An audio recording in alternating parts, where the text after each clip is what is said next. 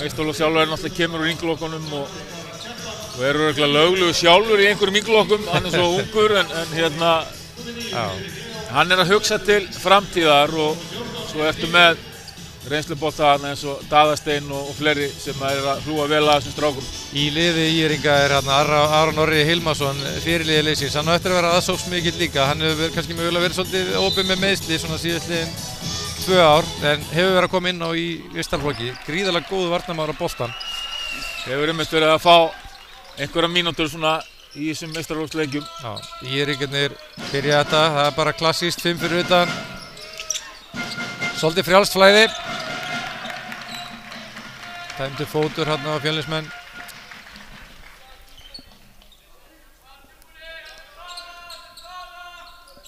Aron Orri tekur hérna innkastið.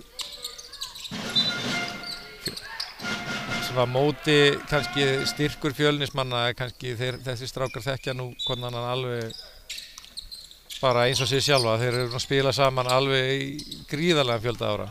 Akkurat. Unni marga titla saman. Og að ganga rosalega vel. Aron sækir á körfuna, reynir að koma boltanum að Friðrik Leó. Fjölnismenn eru þéttir fyrir.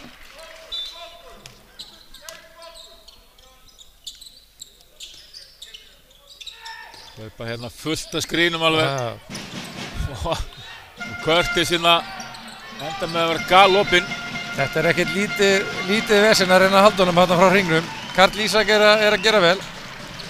Karl Ísak Birgisson, hávaxinn skotmaður með gæði, hann er ekki langt að sækja þá eiginlega í pappa sinn Birgir Guðmundsson. Nei. Fyrsta sókn Fjölnismanna. Það er kannski svona sem að vanta hefur í þessa flokka hjá Fjölni. Karl hérna með frist hérna, syngur í netinu. Já, þetta var vel gert hjá hann Karli að undirstrika orð okkar hérna. Það bakka okkur vel upp. Þess að láta okkur líta þokkal út hérna. Aron aftur, sækir vel á körfuna. Það er leikmann nr. 14, Teitur Sólmundarsson, hann kemur til í Írringa frá Ármanni. Fær hérna 2 vítaskot. Þessi ég ætla að fara að koma inn á, það er svona kannski vantað svona miðherja í þessa flokka hjá Fjölni. Það hefur verið mikið svona öflugir bakverðir og kannski svona stretchfjarkar sem að teygja á gólfinu eins og Karl Ísak, en það er alltaf vantað þennan miðherja.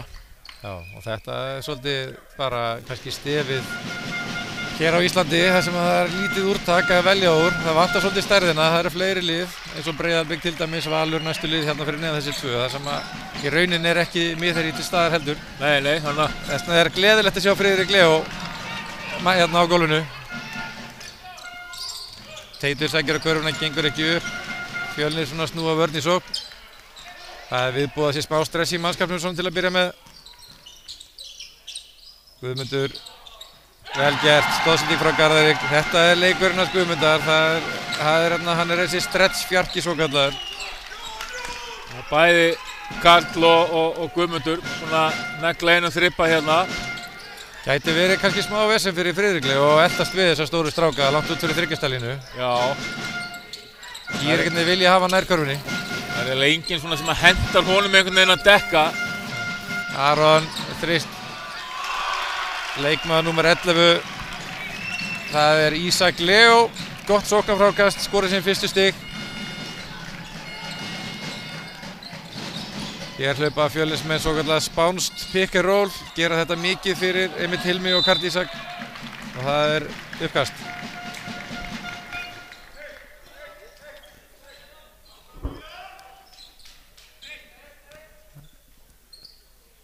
Vorsiljevski, það var svona, við skulum ekki segja lottóvinningur, Fjölnismenn sömdu bara við hann, það er mikil fengur fyrir Grafoinn að fá Borsi hérna inn í prógrami hjá sér. Heldur betur. Karl sækir hérna Friðrik, gerir vel. Nær ekki að klára. Þarna hefur mögulega einhver dómur geta komið, Óskar Víkingur. Sækir á körfuna. Óskar, einn af yngri landsliðsleikmönnum í Írringa. Garðar fær á sig dæmt. Tvígrip, svolítið mistök hérna á svona æðbundu gang, en það er nú oft í þessum ynglokka leikjum hérna. Já, eða bara hjá fullorðna fólkinu. Það hefur nú alveg komið í ljós hérna núna helgina. Teitur hérna, Geigar á þriggjastaskoti, Fjölnismenn sækja hratt. Góð boltarhreyfing, Karl aftur fyrir utan línu, nei, þetta af. Staðan 6-4. Fjölnismenn, þeir pressa vel á boltan. Garðar öflugur á boltanum hérna. Það er bara 8 sekúndur. Vel gert þarna. Já, Brynjar sækir á körfuna, Ísak Leó brýtur á honum. Þetta geta Fjölnismenn gert. Brynjar Kári hefur sýnt það bara í fyrstu deild að það er ekkert hlaupið að því að koma boltanum yfir miðja á móti honum og ég hef séð bara rík fullorðna kallmenn kvarta undan honum og jafnvel láta stela sér boltanum og hér bætist Garðar við sem er líka alveg gríðarlega kvikur á fótunum. Brynjar, já, báðir alveg hörku varnarmenn og Brynjar svona kannski verið í því hlutverki hjá meistaraflokki að einmitt að vera svona aðal varnarbakvörðurinn. Já.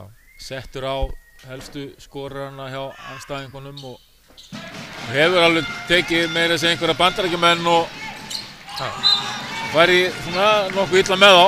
Garðar enn og aftur. Núna kannski er Brynjar Kári örlítið meira svona skorarhlutverki, öldum aðalhlutverki. Hér stígur kannski Garðar inn eins og Brynjar Kári gerir í meistaraflokknum. Vera þessi keyrandi varnarmaður. Fjölnir komin í 2-3 svæðisvörn. Aðeins að breyta hérna til við og við. Nú velti ég fyrir mig hvort þið mögulega færi 2-3 á þau skora Benedikt.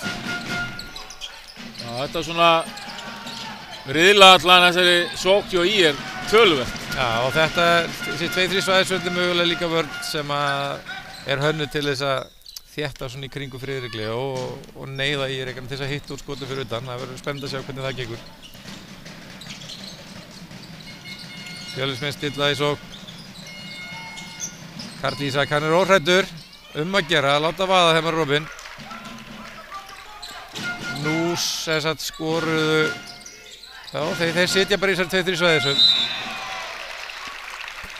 Náðu ekki alveg að stilla upp hérna hér og þá fær Friðrik Leó möguleika á að ráðast á hringinn.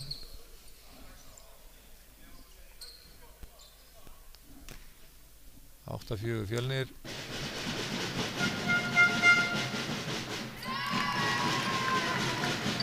Þetta víti er af. Friðrik Leó eins og með fallegt skot, svona góða stróku sem maður segir. Nei, bæði vítin af, Teitur með gott sóknarfrákast og leggur hann ofan í. Þetta er hans leikur, svakalegur baráttu í öxl. Sækir í öll frákast.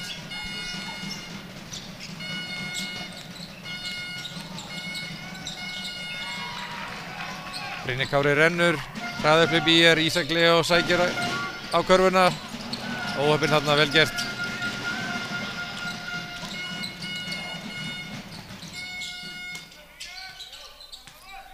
Garðar Kjartan með boltan. Það róar þetta aðeins hérna núna. Já, þetta er búið að vera svolítið ditt hérna, körfubolti hérna. Þeir eru með, já, vel gert í Aroni. Fjölnismenn voru með þarna stærri mann á móti minni. Aron bara kláraði þetta sjálfur. Sendir á Friðrik Leó. Óheppinn þarna Friðrik. Gríðarlega vel gert hjá Aroni. Virkilega og þeir eru duglegir í að finna Leó þarna undir. Já. Karl Ísak er alveg skotmaður, það skiptir engum máli þó að 2-3 fari af. Hann veit líka að mögulega sækir Friðrik Leó hann ekki allalega þarna út fyrir línu, þetta er bara undirbúið hjá Fjölnismönnum. Hann kemur til með að taka sér skot í allan dag. Aron Orri svarar með þristi, hann er leiðtogi í liðsins, óskoraður, mjög svona, hann var að segja, já, hann fer fyrir sínum mönnum í baráttu og stýrir þeim. Guðmundur með þrist. Lítið borðað Hilmi hingað til. Það var hérna galopinn. Í þeim leikjum sem ég sé með Fjölni hingað til hefur Hilmir verið svona stigahæsti leikmaður þeirra, þannig að þeir eiga hann svona mögulega einhver leit inni. Aron Orri út á Teit. Ef að Teitur ætlar að fara að bæta þessu við leiksinn þá var hann að komast í ansi góð mál. Hann er að byrja hérna virkilega vel. Hann kemur á uppbyggingarstarfi Karls Guðlaugssonar þessi skræmdi. Já, einna fjölmörgum. Það má segja hann sé hér á heimavelli sem er kannski ástæði þess að hann er að hitta öllu skotum. Já. sækir Teitur einnig upp völlinn. Þegar við lítum á árangur liðana í Íslandsmótinu þá eru ÍR-ingarnir búin að vinna alla sína 10 leiki. Fjölnismenn eru búin að spila 11 leiki og vinna 8 þeirra. Þeir hafa reyndar verið í, það meira álag á þeim, spila meira í fyrstu deildinni og hafa verið svolítið meiðslavandræðum. Þannig að ég myndi telja möguleika liðina séu bara alveg hnífjafnir hér.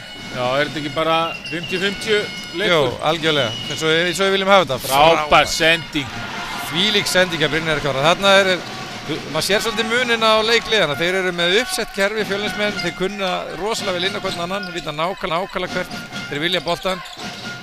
Maður segja kannski að það sé aðeins nýrri skóli í gangi hjá ÍR. Þeir eru að spila þennan 5-out körfubolta og eru svona með einhverja kosti í hverri sókn en ekkert endilega fyrirfram ákveðna kosti. Nei. Og nú fáum við að sjá breytt ÍR-inga svart á hvítu. 3 leikmenn, þreföld skipting. Inn á kemur leikmaður númer 40 Stefán Orri Davíðsson, bróðir hans Ísak fer út af. Leikmaður númer 3, Lúkas Aron Stefánsson, hann er einn hvergerðinganna tveggja sem þú myndist á í byrjun með skjáttastekki. Já. Og leikmaður númer 8, Magnús Dagur Svansson, þeir koma hérna 3 inn á. Það tók með sér stráka hérna á Hveragerði og Þarna sjáum við vel hversu fjölhæfur Karl Ísak er. Þegar Friðrik Leó er að gæta hans þá heldur hann sig fyrir utan og leitar opinna skota fyrir utan. Leið og hann fann minni mann á sér þá er hann mættur á blokkina og sækir þar á körfuna.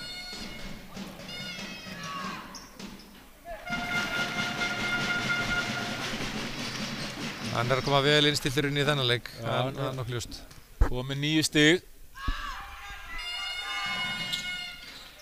Okkur láðist að nefna dómaraleiksins, þeir eru nú einn mikilvægasti þáttur þessara leikja, það má nú ekki gleyma þeim. Er það ekki bara jákvæmt að þeir gleymast? Jó, ég stefni ekki á að nefna það mikið oftar í útsendingunni, en þetta eru 2 knáir Snæfellsnesingar af Snæfellsnesinu, það er Gunnlaugur Brím og Jón Þór Eyþórsson. Svo er hann Ingi Björn Álftnesingur, þetta er allt nesarar hérna, mættir hérna að dæma. Vel gert hjá Fjölni, Hilmir og Karl að stela boltanum. Hér er Kjartan Karl kominn inn á fyrir Garðar, sendir á Guðmund. Við komum til með að sjá mun þrengri róteringu hjá Fjölni heldur en hjá ÍR. Boltinn hérna út af, ÍR-ingar eiga innkastið. Stefán sem að tekur hérna innkastið mjög skemmtilegur. Fæddur 2006 ef við skjáttast ekki. 2006, já. Já, yngri bróðir Stefáns, mjög svona skemmtilegur og fjölhæfur bakvörður. Jæja, Hilmir. Góð vörn ÍR. Aron Orri með boltann.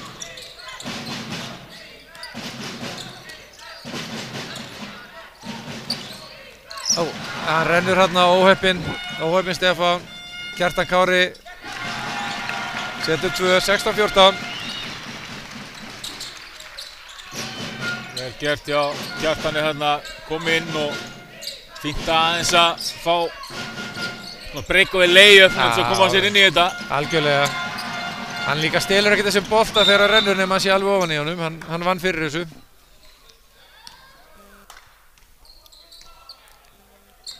(16-14) ÍR-ingar eiga innkast. Ég hef þá tilfinningum myndið að svona verði þetta bara til lokaleiks. Þetta verði bara stál í stál.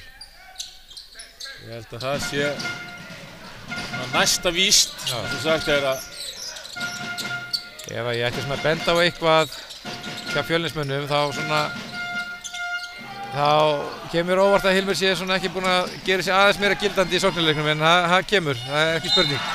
Hilmir er bara þannig leikmann, hann er skorari, hann er rosalega óeigingjart skorari. Hann er aldrei að fara að þröngva neinu eða fá þessa tilfinningu að hann verði nú að fara að gera eitthvað. Nei, og það er aldrei þannig að það tengist einhverju sjálfstrausti þó hann sé ekki að skjóta. Hann er þess vegna til í að láta vaða í síðustu 12 stig leiksins í 4. leikluta ef að það er málið, eins og hann alltaf sýndi úti með 18 þar sem að hann hreinlega steig bara fyrir skjöldu og var orðinn einn aðaleikmanna liðsins oft í lokleikjar. Já. Hann bara manna ánægðastur ef hinir eru bara að blómstra og svo getur hann tekið á skarið þegar þess þarf. Brynjar Kári setur bæði víti sín, staðan 17-14, Daði Steinn vill aðeins ráðfæra sig við sína menn. Hann líka með tvöfalda skiptingu í bígerð, þeir halda áfram að rótera mannskapnum. Þeirra vonir svo að þetta verði svona eins og hólinn sem dropa steinin. Að einhverjum tímapunkti í 3-4 leikluta þá gefi Fjölnismenn eftir og þeir svona, að breytin skili þeim einhverju rispu sem að vinnuleiki fyrir þá.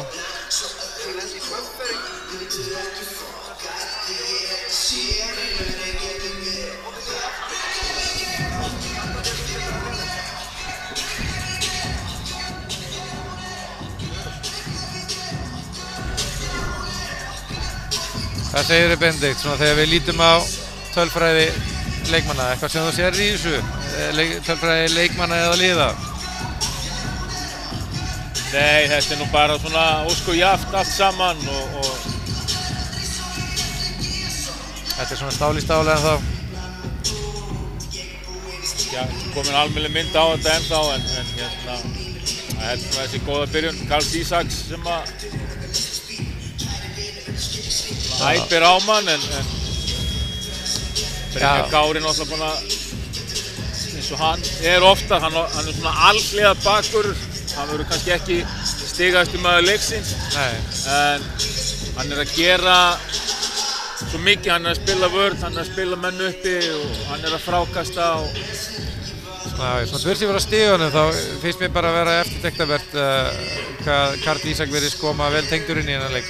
Svona það er ekkert hik að sjá á honum sóknarlega. Teitur er komin aftur inn á, hann var bæði að setja stig á töfluna og taka sóknarfráköst og skila góðu verki hingað til. Hann hefur svona verið mest áberandi í liðinu og komið með 7 stig, bæði stigahæstur og frákastahæstur. Teitur og hann Birkir Máni Daðason, sonur Daða Steins, þeir koma inn á núna fyrir Aron og Friðrik Leó, þeir sitja báðir núna. Þeir fara út af hérna í stöðunni 17-14. Það verður svolítið áhugavert að sjá hvernig Íli stendur það af sér að vera án svona, hvað maður segja, sína 2 bestu leikmanna. Já, aftur er Kjartan Garðar að stela boltanum og búa til bara stig. Þetta er ekki bara stólinn bolti og þú fær sóknina, hann er bara að stela og skora. Kjartan Kári hittir ekki, og svo er þetta líka þannig að þegar lið hafa verið svona lengi saman þá eru þessi strákar algjörlega meðvitaðir sín hlutverk. Garðar og Kjartan, þeir eru svona, þeir eru að gera það sem þeir vita að þeir eru sterkastir í. Þeir eru báðir innan núna. Teitur sækir á hringinn, Teitur er eiga hörkuleikir. Hann er bara hingað til þessi leikum, bara yfirbara maður. Guðmundur vill fá boltan á hringnum, Karl Ísak sækir inn á Teitur brýtur á honum. Þetta er 5. leikvilla ÍR, þannig að mér sýnist á öll að Fjölnir sé að skjóta bónusvítaskotum síðustu mínútuna.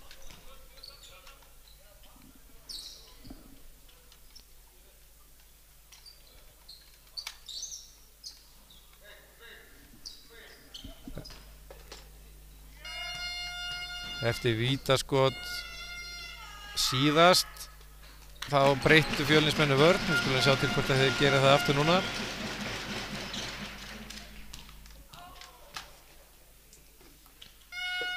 Borsi, hann er brauðóttur, Benedikt. Já, Borsi er ekki að byrja í þessu. Nei, þeir fara aftur í svona 2-1 pressu, aftur í 2-3 svæði. Karl Ágúst sterkur hana, innkast ÍR.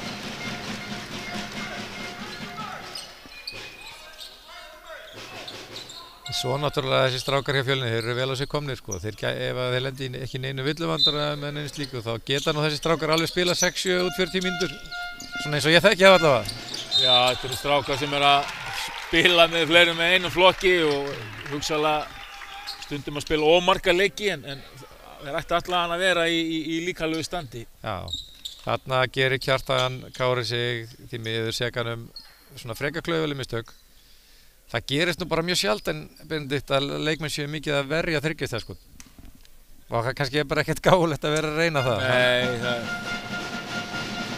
Þarna gefur hann Birki bara 3 vítaskot, þar sem að Birkir að fara upp í mjög erfitt þriggjastaðaskot sem ég kannski ekkert endilega sá að það væri á leiðinu ofan í.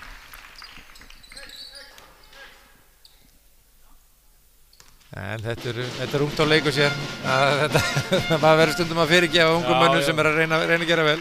Þú sér þetta líka í meistaraflokki og fátt sem fyrir meiri taugarnar á okkur þjálfarunum heldur en það leikmenn okkar að brjóta í þriggjastaðaskoti. Já.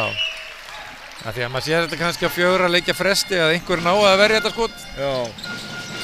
Garðar stillur upp í sókn, Hilmir, hann er farið að leiðast núna vill hann aðeins fara að láta til sín taka. Já, beið bara rólegur eftir góðu tækifæri og opaslega skilvirkur. Frábær vörn hjá Kjartani.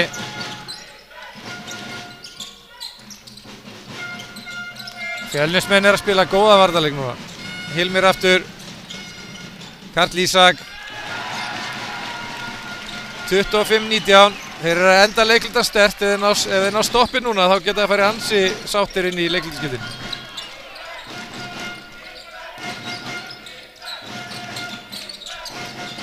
Nú verður þær að fara að skjóta en... Og annar stólinn bolti hjá Garðari. Já, sterkur endir á leiklutanum hjá Fjölni. 6 stiga forysta. Nú fær Daðasteinn smá tækifæri til þess að fara yfir málið með sínum mönnum og rétta af skútuna. Það er eitthvað að finna út úr þessu með þess að töpuðu bolta. Þetta eru dýrir tapaði boltar. Já. Ef við lítum svona á svona helstu tölfræði, Benedikt, þá eins og við höfum rætt, þá er það Karl Ísak og Teitur sem að leiða stigaskor liðasina. Já. Karl með 12 stig, Teitur með 9. Aðrir svona minna, hefur dreifst ágætlega. Hilmir hefur verið, núna vorum við kannski ekki beint að kvarta, við nefndum að hann hefði ekki skorað mikið. Hann er hins vegar frákasta og stóðsendingahæstur Fjölnismanna. Aldrei hafa áhyggjur á honum, hann er bara búinn að taka 2 skot en er að gera svo margt annað. Já.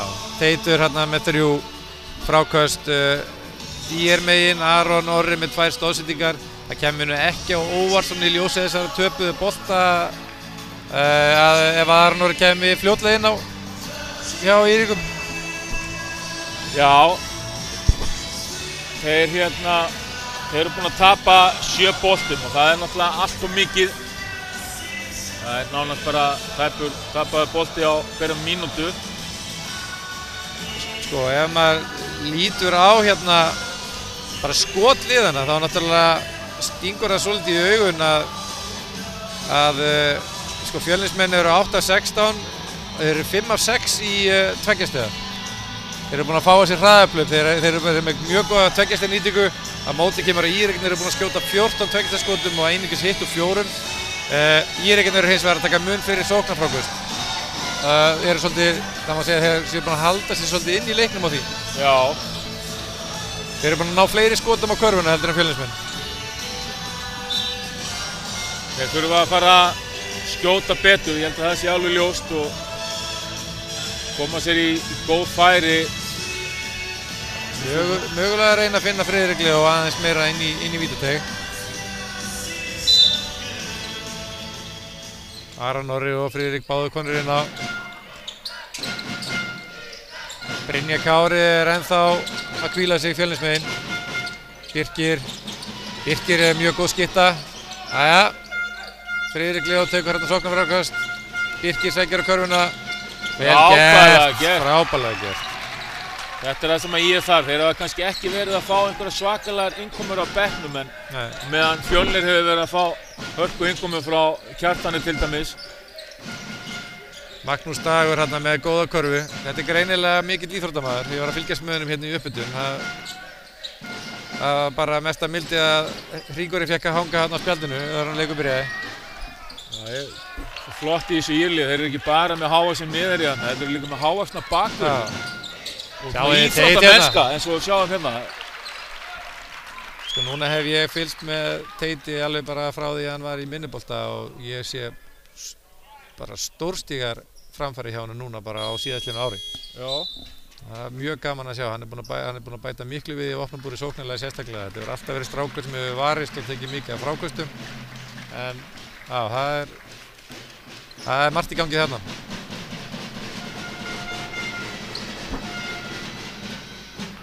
Setja fyrsta víti sitt og þar með sitt 10. stig.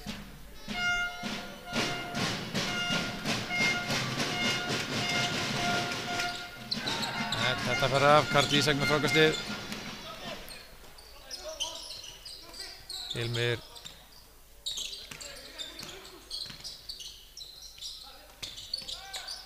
Karl Ísak fer hérna í erfitt þriggjastaskot.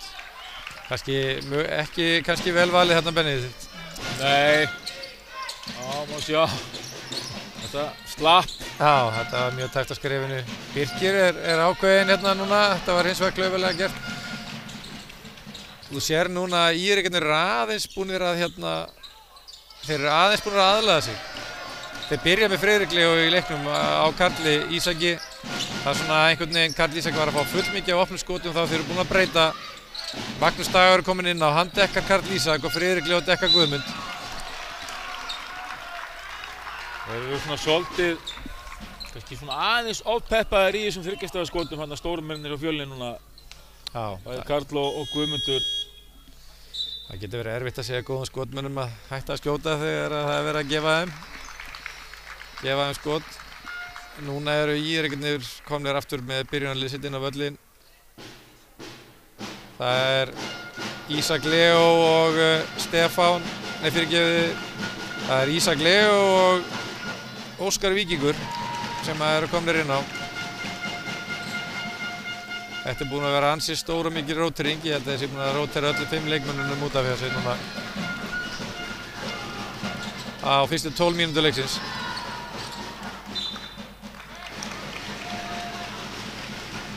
Bæði vítin af hjá Teiti, þetta getur reynst dýrt.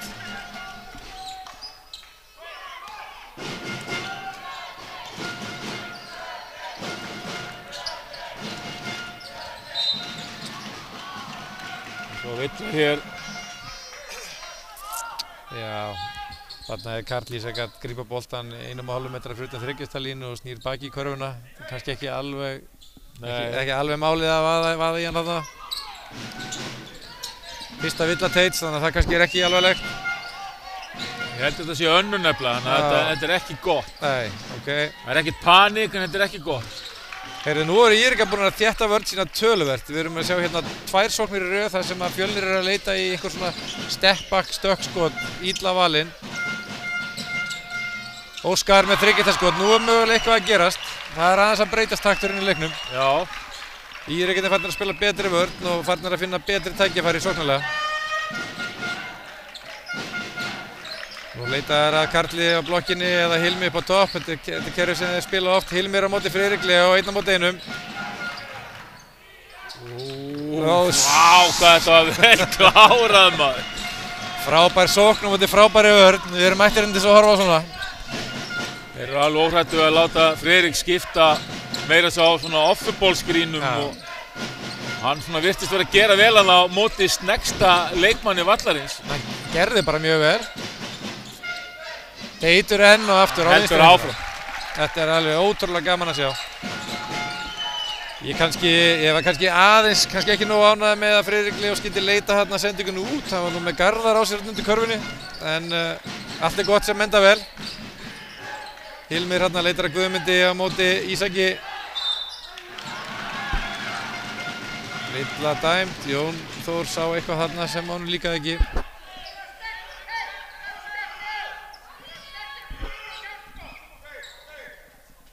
Guðmundur á línunni.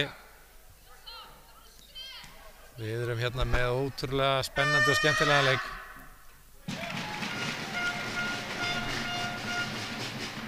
Já, Teitur með 2, Kjartan með 2 villur, Guðmundar Aron með 2. Það er kannski þeir einu sem þurfa að hafa einhverjar áhyggjur eins og staðan er núna. 2-2-1 pressa eftir víti, aftur í 2-3 svæðisvörn náttúrulega.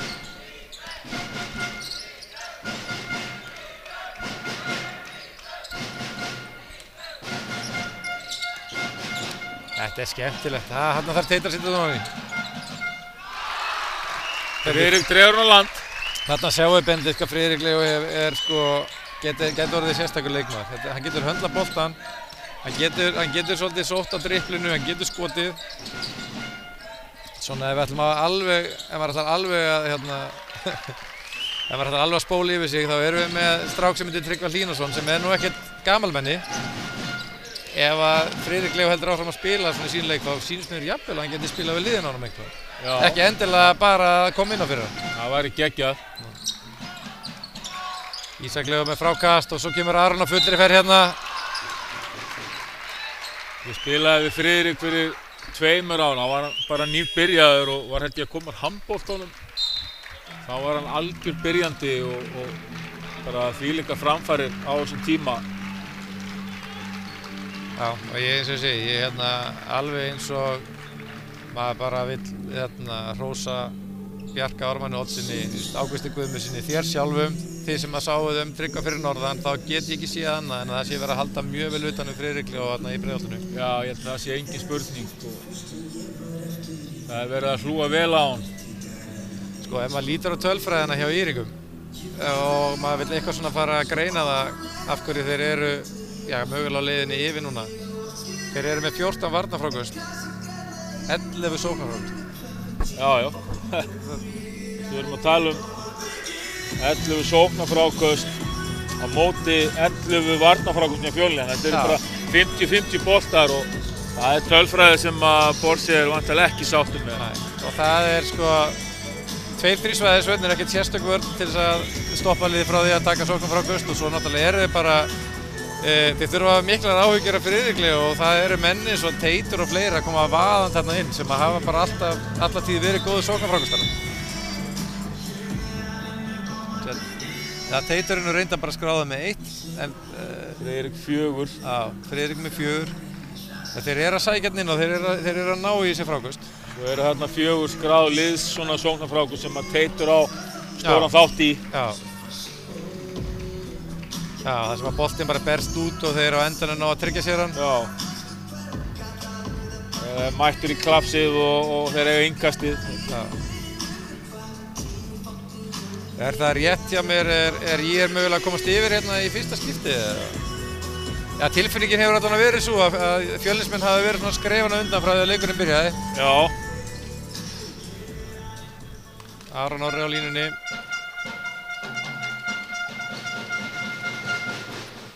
Það var mjög gaman að fylgjast með Aroni þegar hann svona var að fá sína fyrstu mínútur í sömbundeildinni núna í vetur. Það var þessi strák finnst hann algjörlega heima hvar sem er sem körfuboltamaður. Það var ekki að sjá að hann var eitthvað stressaður að eiga við einhverja bandaríska bakverði. Góð sending af Karli, broti á Brynjari Kára þarna. Þetta er það sem Brynjar gerir manna best, það er að hreyfa sig án bolt, að lesa hvenær á að stinga sér að körfunni. Það getur vel verið að þetta hafi verið eitthvað svona fyrirfram ákveð og kerfi. Já. En hann er geggjaður þegar hann bara er svona að lesa stöðuna og leið og varnarmaðurinn hans lítur á boltan og þá er hann búinn að stinga sér bakvið. Jú, mögulega fyrirfram ákveðið kerfi en Borsi þekkir mannskapinn sinn. Þarna er að hlaupa kerfi þar sem er ætlast til þess að Brynjar Kári þá stingi sér að körfunni. Já, þú vilt hafa hann í þessu hlutverki að kötta á. Hér kemur svæðispressan, aftur 2-2-1, Hilmir og Brynjar fremst. Það er fótur. Fara aftur í þessa 2-3 svæðisvörn.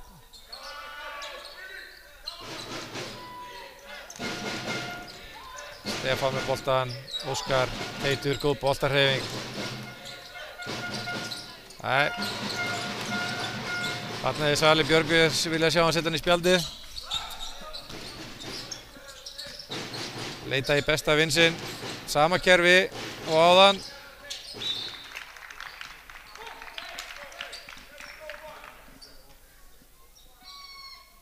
Maður er ennþá að bíða eftir, já ekki bíða, maður svona einhvern veginn býst við því að annarkvæmt liði nái einhverju svona svokölluðu rönni.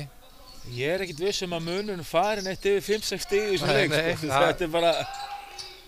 Hilmir opið skot, það má nú ekki fá alltaf mörg svoleiðis. Sjáðu þið, Friðrik tekur frákastið og hann er bara lagður af stað. Svo þriggja. Já. Bæng!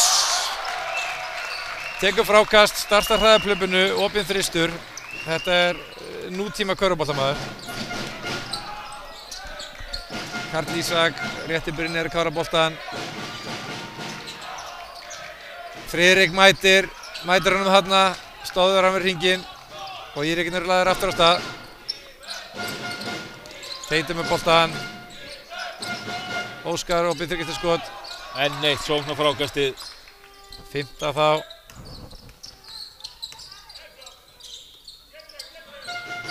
Stefán. Nei, gengur ekki upp. Hann er rosalega fljótur og... Galopið þriggjastaskot, fallið sókn.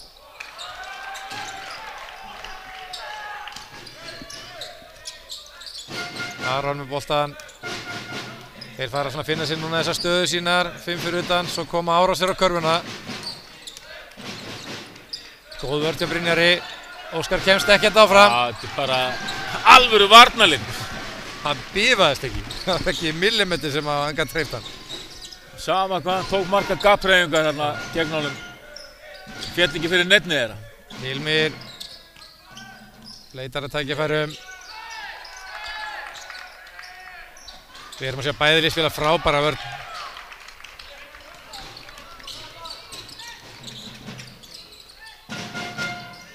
Aron, opinn í horninu. Nei.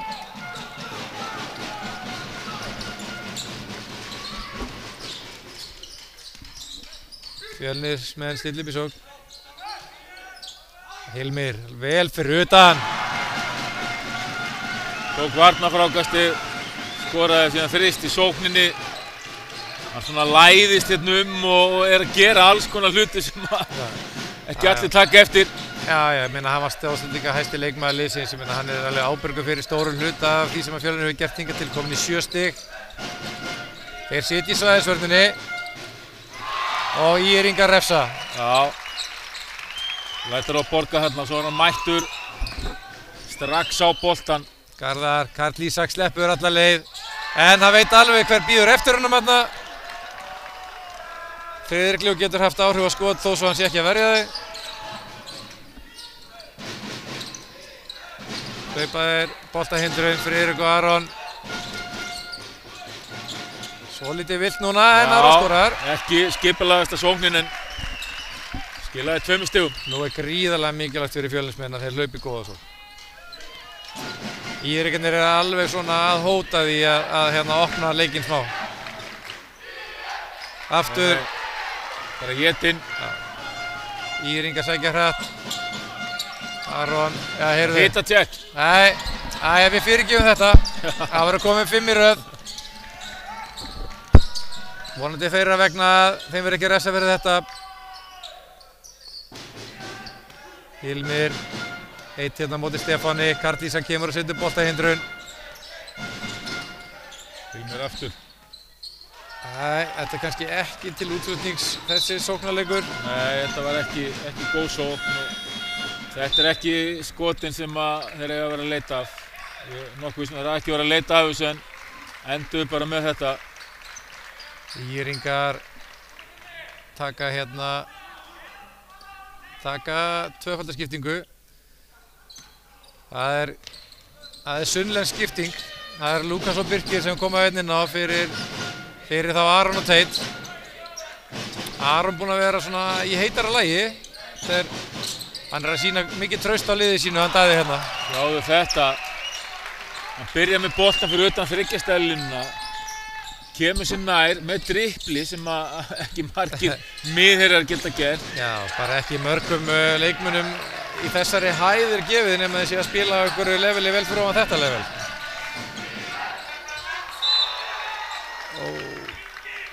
Núna held ég að dómararnir þurfi aðeins að ræða saman. Já. Mig grunar nú að þessi bolti hefði farið af hénu og Brynjari Kára og út af. Já, nú. Já, rugglaðist aftur og kom hjá honum í þriðju tilraun. Gulli sagði, eru afsakið mín mistök og dæmdu svo í sömu átt og dæmdu á. Já. 7 stiga munur. Þetta er mikilvægur kafli í leiknum núna. Íringarnir eru búin að koma gríðarlega sterkir núna í seinni hluta annars leikluta. Óskar fær hérna boltahindrun frá Friðriki Leó. Ég held að Óskar þurfi nú aðeins að fara að stilla sig af í að fara hann í 1-1 á móti Brynjar Kára. Brynjar Kári finnur Guðmund. Friðrik Leó klárar hann þarna. Sko, hann var langt uppi þegar Guðmundur komin djúpt á rúllið og hann náði honum samt. Guðmundur sá hann sko. Hann bara hafði ekki trúið að hann gæti skilað sér þarna til þess að verja skotið.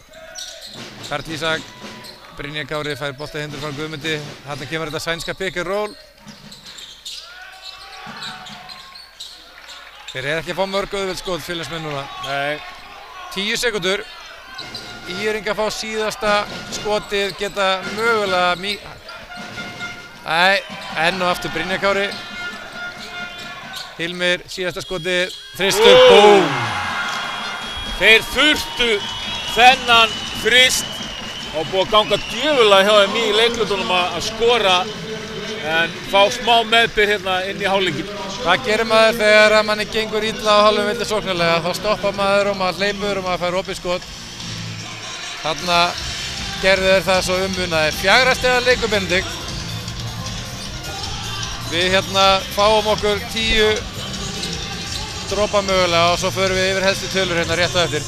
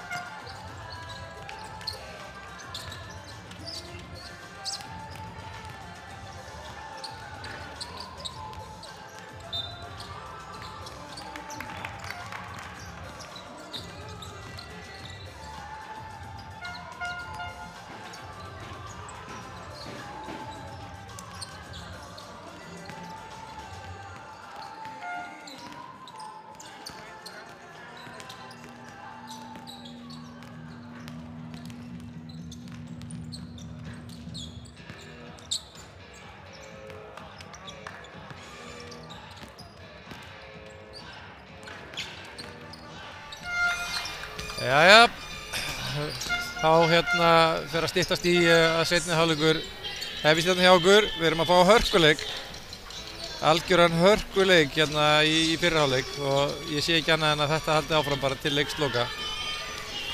Ef við förum hérna í svona helstu tölur þá er Karl Ísak þá stigahæstur Fjölnismanna með 12 stig. Teitur með 12 stig IR megin og svo það þeir Hilmir Fjölnismegin og Aron með 10 stig. Hilmir búinn að taka 8 fráköst fyrir Fjölni úr bakvarðarstöðunni sem ansi stórt. Friðrik Leó með 7. Svona einhverju öðru sem var svona einhvern veginn öskrar á okkur úr tölfræðinni Benedikt. Þetta sjá eitthvað hérna svona í leikliðana sem að eitthvað svona, já, sem að getur útskýrt hvar við stöndum núna. Nei, náttúrulega Hilmir framlagshæstur á vellinum, búinn að gera þetta mjög hljóðlega eins og hann á til. Eins og hans er von að vísa. Já, Fjölnir að lenda svolítið undir hérna í frákastabaráttunni. Eðlilega eru ekki með eins og við talaðum í upphafi, ekki með hennan eiginlega miðherja og svona. Þetta er mikið svona bara bakverðir eða svona stressverkar en þeir hafa aðeins tekið sig á. Staðan var 11 undir þeirra körfu í frákostunum. Nú er 18-12 þannig að þeir hafa tekið 7 hérna á móti 1 eftir við rættum þetta vandamál hjá þeim. Þeir verða svolítið að hjálpa staði í þessu og Hilmir er nú aðeins að fara fyrir með því með sín 8 fráköst. Ofboðslega stór karfa hérna á síðustu sekundu seinni hálfleiks. IR-ingarnir 7 stiga mun gátu svona farið í hléð svolítið með kassan úti og Hilmir tekur bara fram stóra hnífinn og rekur í bakið þeim hérna alveg í lokin. Já, og þú veist þá svona einhvern veginn kemur hann einhvern veginn með hennan meðvind inn í hálfleikinn sem að það var tók bara mótvindur hjá þeim þarna þessar mínútur á undan. Þeir eru búin að gleyma þessum erfiða kafla og eru bara núna ennþá með sjálfstrausti í botni. Já, svakalega stórt. Þeir byrja líka, þetta er svona eins og í handboltanum eða bandaríska fótboltanum sko, það er svo mikilvægt að enda vel þegar maður byrjar sér með boltan. Taka 3 stig, geta ég ekki 3 stig aftur, þetta er bara 6 stiga rönn hérna sem að geta hlaðið í sko. Það eru bara hefðbundin byrjunarlið sem að byrja leikinn og Brynjar Kári setur upp í sókn.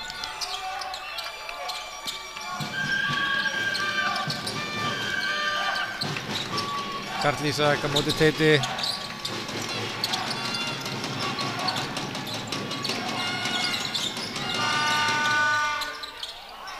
Fínasta sóknin í IR-ingarnir voru alveg flotta róteringar, þeir náðu að klára þessa vörn mjög vel. Já, svo er náttúrulega bara endað með því að Hilmir náðu að taka sinn mann að triplun og búa til skot þarna fyrir Garðar. Óheppinn þarna í skotinu. Aron og Friðrik að hlaupa svona 2 manna leik. Illa valið skot mögulega hjá Aroni, Garðar hérna brunar böllin. Þetta skot vill Guðmundur. Hins vegar af.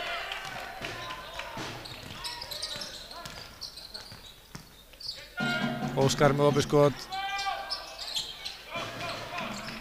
Líðanum er svona aðeins mislaðar hendur núna til að byrja með. Sjáu þið baráttan í Teit. Það er ekki hlaupið að því að klára skoti yfir hennar dreng. Nei, hann virtist vera komin í gott færi þarna en það er bara nóg að vita fyrir ekki þarna. Teitur aftur, klára með vinstri hendinni gríðarlega vel. Hann er eiga geggjaðan leik hérna. Brynjar, Friðrik býður eftir honum þarna við hringinn og Brynjar bara klárar þetta bara mjúkt. Friðrik Leó og Aron, 2 manna leik hérna. Boltinn gengur vel mann á milli í IR-ingunum, þeir eru ekki að ná neinum svona góðum færum. Brynjar bara að taka sitt annað skot þarna í leiknum. Vel hlaupið tilbaka í IR, Óskar vinnur boltann.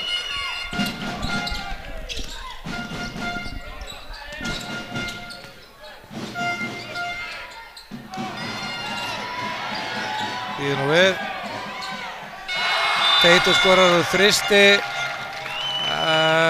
Borsi eitthvað ósáttur við að leikurinn hafi ekki verið stöðvaður vegna höfuðhöggs. Mér sýndist þetta nú reyndar ekki kannski vera villa, þeir voru báðir að fara hérna í boltan, þetta var nú kannski meiri svona einhver slysalegur árekstur.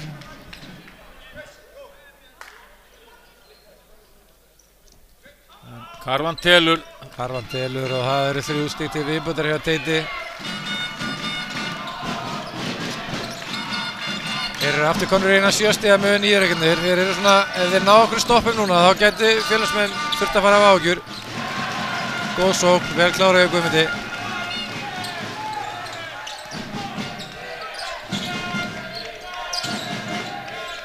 Þær byrja margar sóknirnar hjá IR á þessu boltaskrinni frá Friðriki Leó fyrir Aron.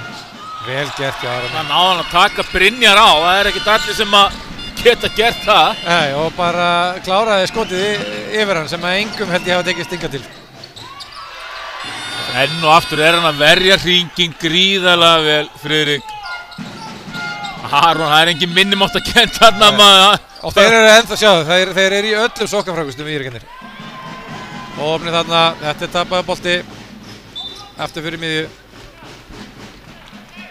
Aron er að spila svona svolítið eins og scoring leikstjórnandi hérna, hann er svolítið að leita sínu skoti. Þetta er tilfinning að vera, hann spilar þetta svona svolítið á, já, svona eftir svona eðlis áhugsun. Það er gaman að fylgjast með honum.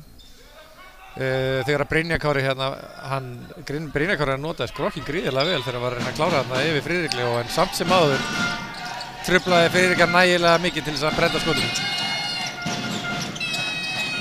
Guðmundur. Friðrik Leó alveg ofan í honum þarna. Gott frákast í Aroni. Teitur sækir hratt. Þarna er hann alveg heima hjá sér.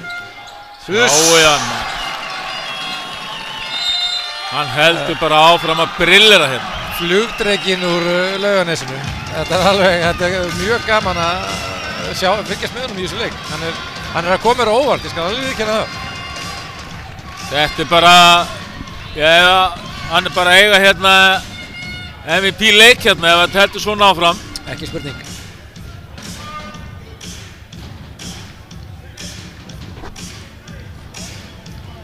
Þetta sé 19. stíð hans, þetta er bara, og ekkert í allt og mörgum skotum heldur. Nei, Hann er með 19 stig í 10 skotum. Það er algjörlega frábært.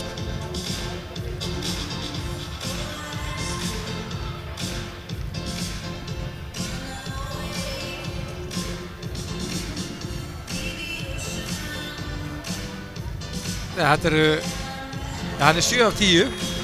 7 af 10 af vellinum og ekki nema 3 af 6 af vítalunni. Hann klikkaði á 2 hérna í einni ferðin á vítalunna, en öðru leyti er hann búinn að vera alveg gríðarlega skilvirkur og er líka leiða liðið í fráköstum ásamt Friðriki. Þeir eru báðir með 8 fráköst. Þetta kallar maður að koma tilbúin til leiks. Það verður gaman að sjá hvaða breytingar Borsi ætlar að gera núna. Þetta er orðið 9 stig. Þeir þurfa að koma með einhverja svona áherslubreytingu. Írakarnir eru í rauninni núna að spila leiki sem að Fjölnir hefðu þurft að vera að spila. Þeir eru að ná stoppum og hlaupa á völlinn. Fjölnir, ég trúi því ekki að Fjölnir hafi mikinn áhuga að stilla upp á hálfum velli á móti Friðrik Leó og Curtis endalaust. Nei, það er ekki gengið vel að klára þarna, það er að sækja hringinn. En nú er Hilmir með hann hérna og sjáu hvernig hann hreyfir lappirna. Hann er alltaf fyrir framan, hann missir hann aðeins frá sér þarna. Það var í 3. tilraun. Þetta er í annað skipti sem að Hilmir skorar hann 1 á móti Friðriki Leó og hann þarf svo sannarlega að hafa fyrir því. Já. Rauninni ekkert upp á Friðrik að kvarta þarna varnarlega.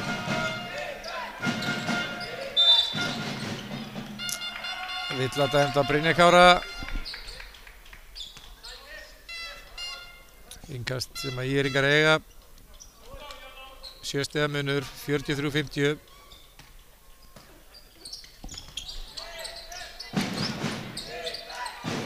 Aron upp í, já, contested frekar erfitt skot. Hörru, bang! Smá! Öklabrjótur hérna. Þarna fer Hilmir í sína uppáhaldsreifingu sem þessi vinstri hendi svona bak við bak. Varnarmaður gerði ágætlega í að komast fyrir hann, en þá var hann bara settur að skauta þegar hann steig tilbaka hann Hilmir hann. Aron heldur áfram að láta skotin fljúa hérna. Já, ég þjálfaði einu svona leikmann sem heitir Justin Sjáls. Mér gekk alveg bölvanlega að venja hann af þessu. Að taka þriggjaskot strax á eftir að hitlið sittur þrist svona til þess að reyna að svara. Já. Þegar liðið svo Fjölnir hérna gefur með svona stóra bombu, þá var miklu frekar að hægja á, fá boltan inn í, fá villur, stoppa aðeins flæði leiksins. En ef hann hefði hitt þessu þá varum við ekkert að tala um það núna. Nei.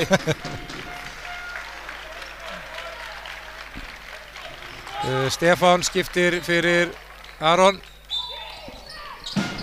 Tveggja stiga leikur, Fjölnir eru núna í smá rispu. Þarna vilja ég ekki að fá boltan. Friðrik hittir hins vegar ekki.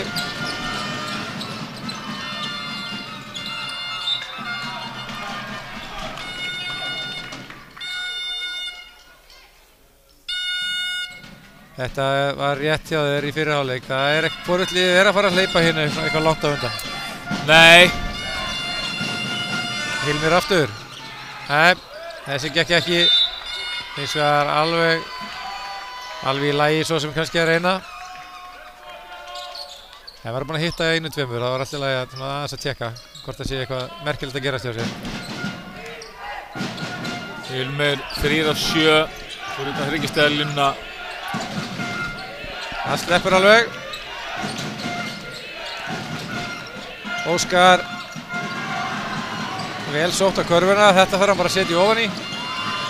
Karl Ísak, Brynjar Kári. Vel sótt, hann er svo sterkur. Villan hérna á Ísak Leó. Það sem að Brynjar Kári gerir svo vel, hann svona passar upp á að vera búinn að ná í snertinguna svona áður en hann fer að snúa sér að því að setja boltan í körfuna.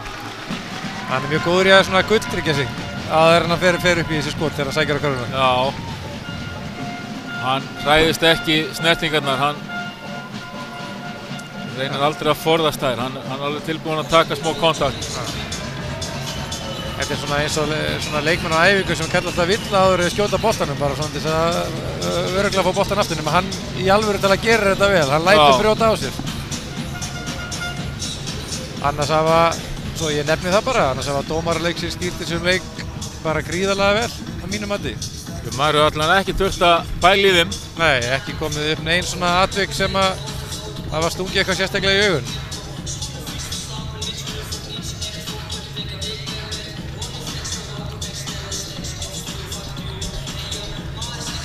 Daði er svona aðeins passasamari núna með innanskiptingarnar eftir að hann var í fyrri hálfleik. Já, enda allir hans leikmenn sem kom inn á bekknum í mínus. Já. Inn á vellinum. Ok, það er alveg flötur sem að skiptir einhverju máli. Þetta hefur gengið ágætlega og tölur betur með byrjunarliðsmennin inn á.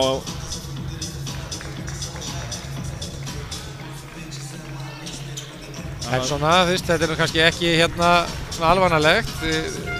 Liðið er 10-0 í deild og oft hefur það verið bekkurinn sem hefur svona skilað þessu endanum. Þannig að það er aldrei að vita nema að þeir hristi af sér sleinin núna í seinna leik.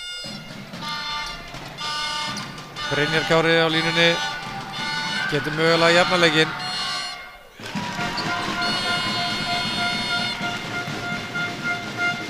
Áttunda stig Brynjars.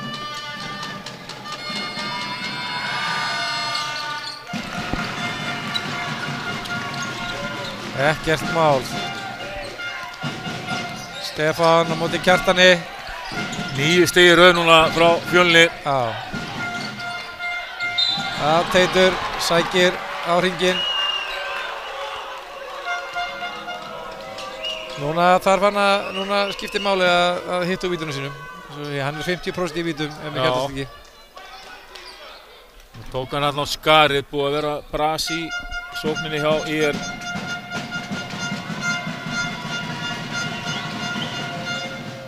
Já.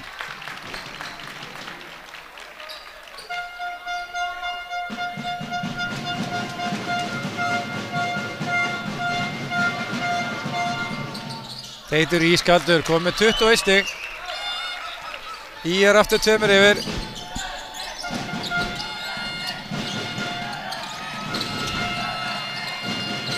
Og stelur boltanum. Óöppinn. Hann hrasaði aðeins þarna, annars hefði hann bara verið komin allarleið upp í körfu. Stefán upp í 3.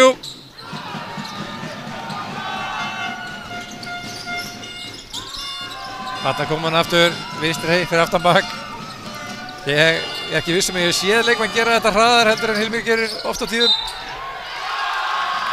Sóknarvilla dæmt. Vel gert hjá Aron Orra, vel lesið.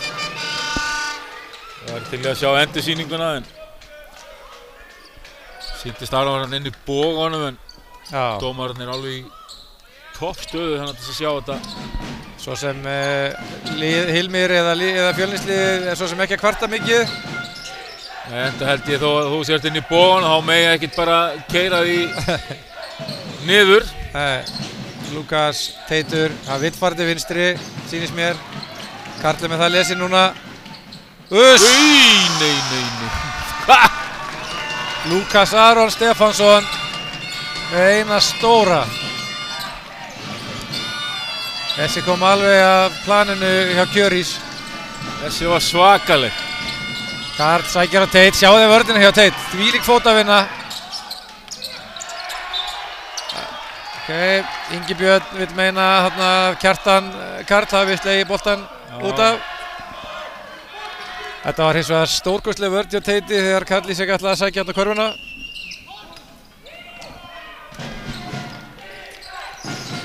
Þessi leikur er einhvern veginn í þannig jafnvægi núna. ÍR er að gera svona ítrekkað tilraunir svona til þess að slíta sig frá Fjölnismönnum.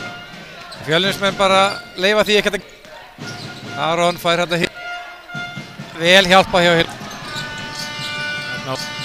Ná voru klárir í loftsendinguna og þetta var aldrei möguleiki sjálf. Þarna er Brynjar Kári óheppinn. Nú sýnist mér að dómararnir þurfa aðeins að ræða saman. Nú þurfa þær að taka ákvörðun.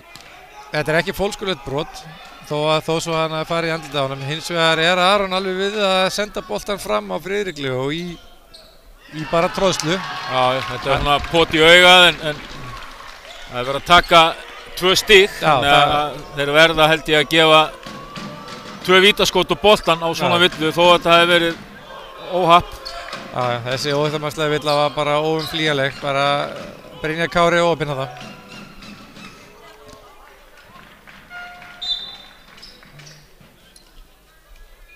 Við erum þá með 2 víti sem að Aron fær og ÍR fær boltan aftur. Enn á ný hóta er því að svona slíta sig frá Fjölnismönnum. Það vonandi að sjá eitthvað í vítaskotunum. Aron vill endilega taka vítin, honum hefði alveg boðist það. Hann er ekki að fara að sleppa þessum 2 vítum.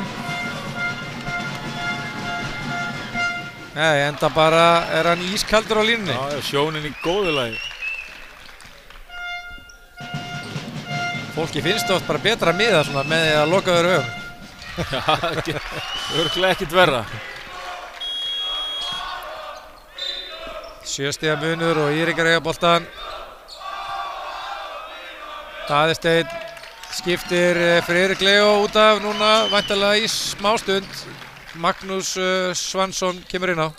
Það ætti Fjölnismenn að geta að fara að keyra aftur á hringinn. Já, eitthvað segir mér að Karl Ísak biði boltan undir körfunni. Teitur með þriggjastaskot og Stefán brýtur af sér.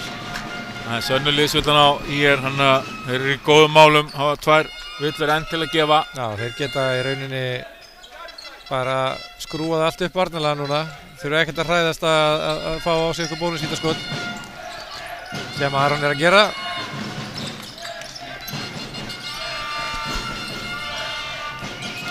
Sjá Teit hérna.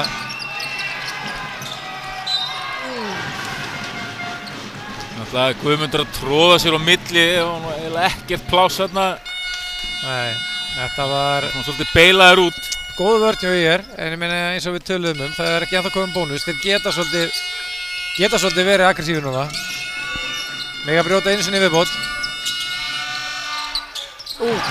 Frábær skot við Kjartan Karli. Já, Magnús var alveg ofan í honum.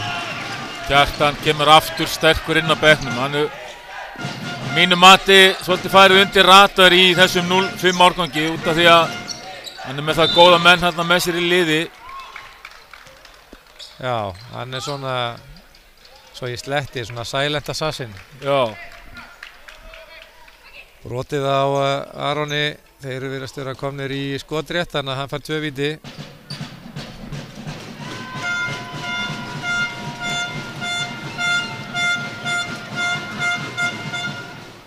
En þetta fer af. Þeir geta verið vel pirrandi félagarnir, Garðar og Kjartan gerir ég ráð fyrir þegar ég er að koma upp með boltann núna. Með 2 geitunga, svo ég leiti nú við nefnið að Sægis hérna í Grafarvoginum. Já.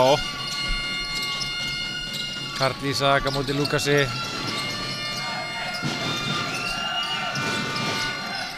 Frábær hreyfing. Þetta er eitthvað sem að Fjölnir ætti að geta, eins og ég sagði, hann nýtt sér með Friðrik Rúta en hann sýndist mér á leiðin inn og aftur, hann að hugsaðlega er þetta í síðasta skipti í bili allavega.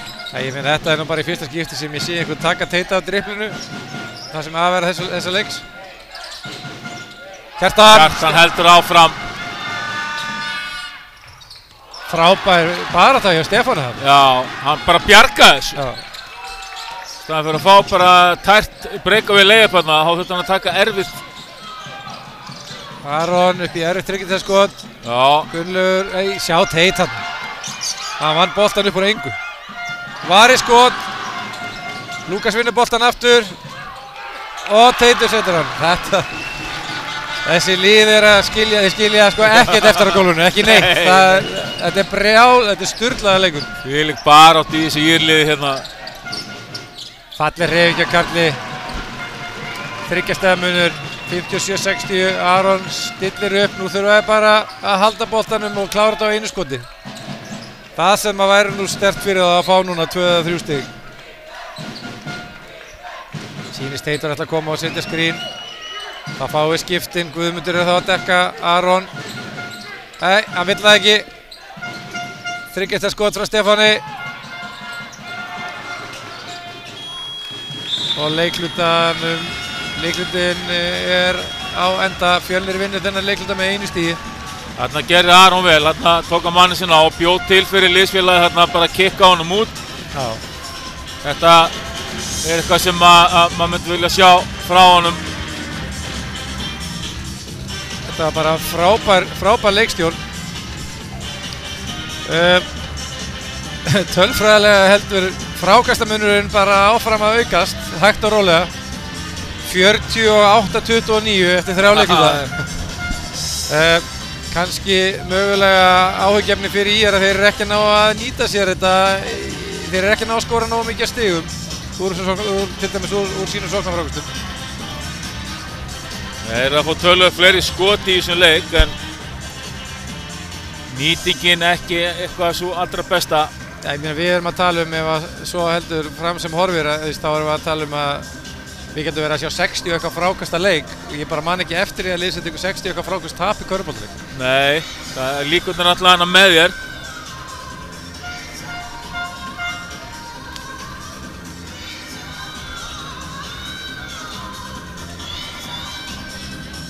Við erum að tala að Teitur er komið 27 í framlag.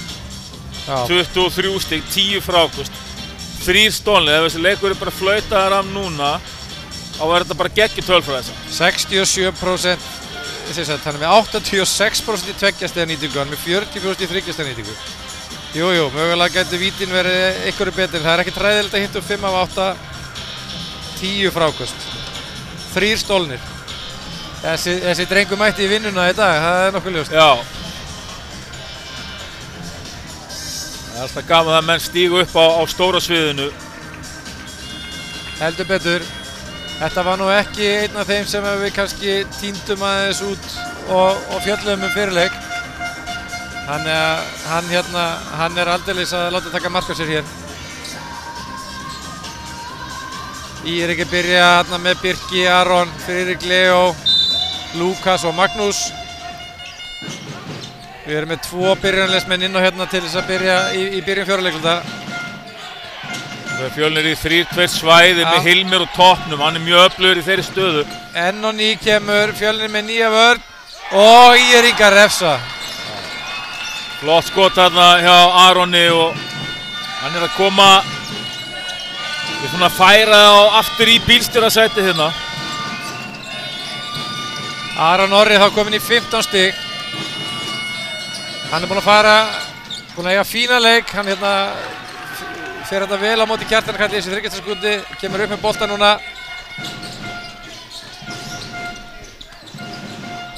Stillir upp, sækir á körfuna, vel gert. Þetta frábært. Hér Aron að gera það sem fyrirliðið á að gera, hann að lesa leikinn rétt núna. Já, hann að taka góðar ákvarðanir núna, skjóta á réttum tíma og svona. Guðmundur með 30 skot. Já, Guðmundur búinn að vera hálfkaldur í skotunum í þessum leik. Aron Orri fær dæmt á sig villu, Gunnlaugur telur sig hafa séð þarna að hann hafi eitthvað grípið í handlegginn á Fjölnismönnunum.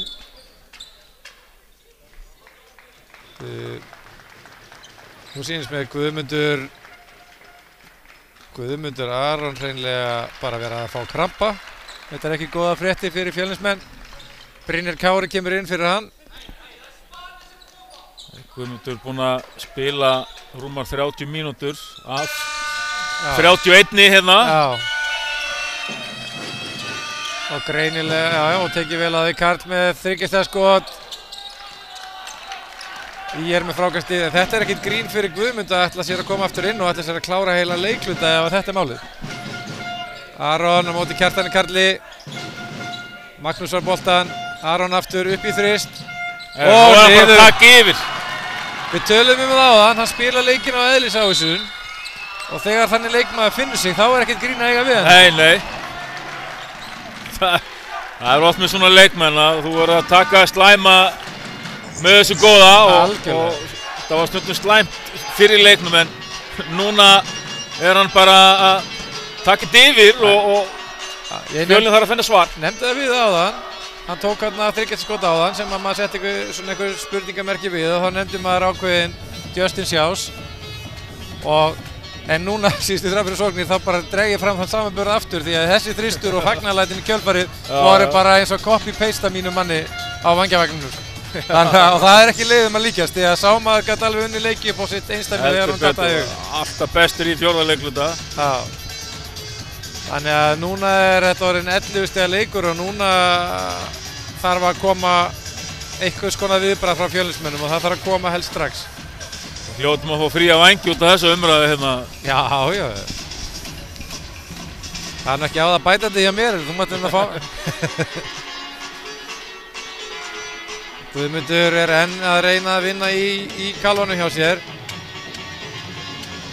Þetta áhyggjuefni fyrir lið sem að keyra á þröngri róteringu þegar einn af þeirra aðalmönnum að detta út. Já, við erum að tala þeir eru búin að spila á 6 mönnum allan leikinn, þar sem að Kjartan eini sem að rótera. Þannig að það mæðir mikið á byrjunarliðinu og Kjartan aðeins búin að spila 11 mínútur, þannig að byrjunarliðið að hita hann og þungan að þessu. Fyrir leik, eða í byrjunleiks, þá töluðum við dropan sem að hólar steininn. Að Íringar myndi væntanlega vonast til þess að í 3. eða 4. leikluta kæmi einhver rispa þegar að Fjölnismenn eru þreyttir.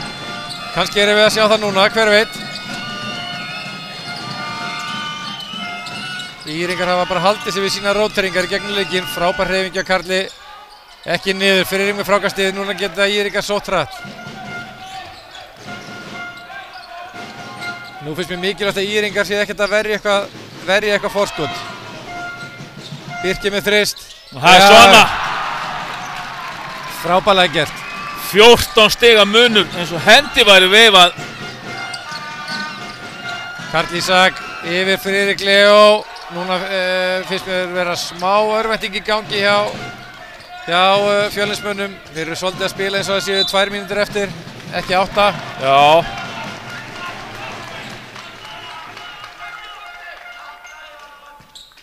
En Írika gerði vel þarna. Þeir eru ekki að fara að vera passífir, ekki fara að vera að verja eitthvað forskot. Þeir bara sóttu beint á þá.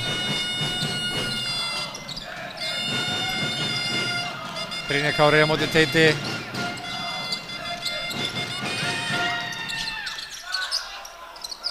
Friðrik Leó með ennið frákastið. Nú ætla Fjölnismenn að skora 3 stig hverju sókn. Eins og það segir réttilega, það er ekki alveg kominn tími á svoleiðis. Nei, þetta þurfa þeir að gera til þess að skora sín stig. Þeir þurfa að skora úr hröðum sóknum. Írikarnir eru að spila frábærlega uppsetta vörn. Garðar, Janna. Fá stopp, sækja hratt, ekki leyfa Friðriki Leó að planta sér út í körfuna og bíða þarna eftir þeim. Garðar hérna með sín fyrstu stig, koma á góðan tíma. Þeim er að ganga erfiðlega að fá skot fyrir inn á þriggjatalínu þegar þeir þurfa að stilla í sókn. Birkir réttir Aroni boltan. Frábær vörn hjá Hilmi þarna. Skipta skokklukkan að renna út. Falleg hreyfing af Birki. Fjölnir sem frákasta, núna myndi ég að hlaupa, ekki stilla upp. En þeir virðast ákveða að hægja á leiknum.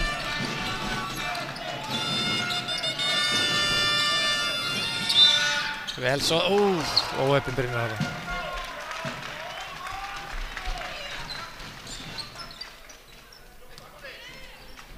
Þetta Villan og Teit. Þriðja Villan og Teit. Ísak Leó skiptir hann inn fyrir Birki.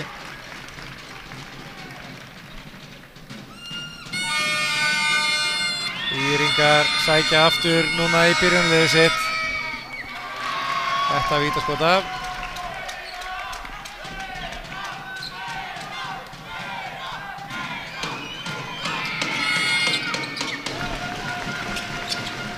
Ég sýnist Guðmundar Aron ekki lítið út fyrir að geta komist aftur inn á. Nei. Þeir eru þá bara að spila hérna með 4 bakverði og síðan Karl Ísak sem er svona framherji. Þeim vantar tilfinnilega stærð og þá svo sem vita fyrir leikinn. Þeir eru bara með 4 stráka í kringum 2 metrana Íringar. Fjölnir á hérna svona bakur framherji hérna á bekknum Elvar Mána sem er meiddur. Teitur sækir enn og aftur hérna til vinstri. Kjartan Karl á sér engan annan kost en að brjóta á honum. 10 stiga munur, ennþá fullt eftir. Fjölnir geta alveg ennþá, þeir þurfa aðeins að draga andan núna.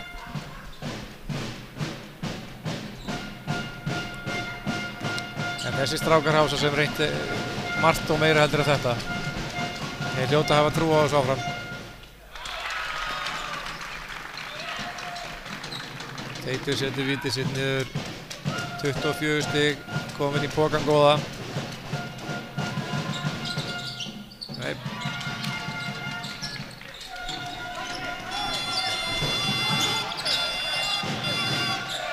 Brynjar Kári á móti Friðriki Leó. Vel gert. Má crossover á driblinu hérna. Já. Kemur þessu undir 10 stigin. Það er ennþá 6 mínútur eftir, það er svo mikið eftir. Já, það greip hérna, þeir eru eitthvað smá óstyrkir hérna á það. Mér sýnist þeir aðeins vera að rétta sig af núna Fjölnismenn. Hann fæst á skrefum hérna í Óskari.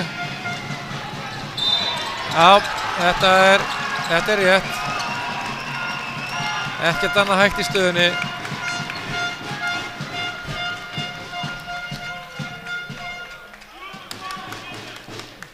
Ísak Máni reyndar mjög ósattur við þetta hérna í stúkunni.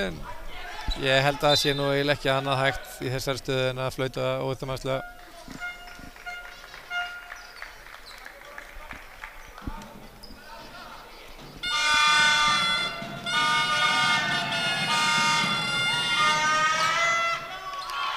Lítið af fyrra.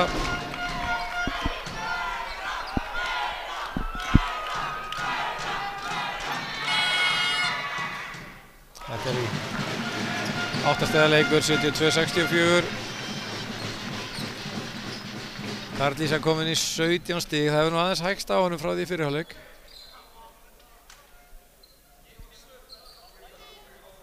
Hvað við nú við. Það eitthvað að hoppa inn í klefa, sýnist mér.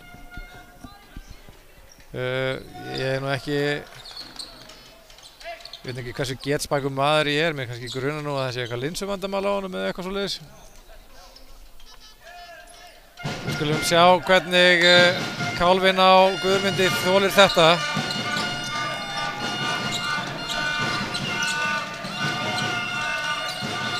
Góð vörn hjá Íringum, tvítdekka Hilmi þarna.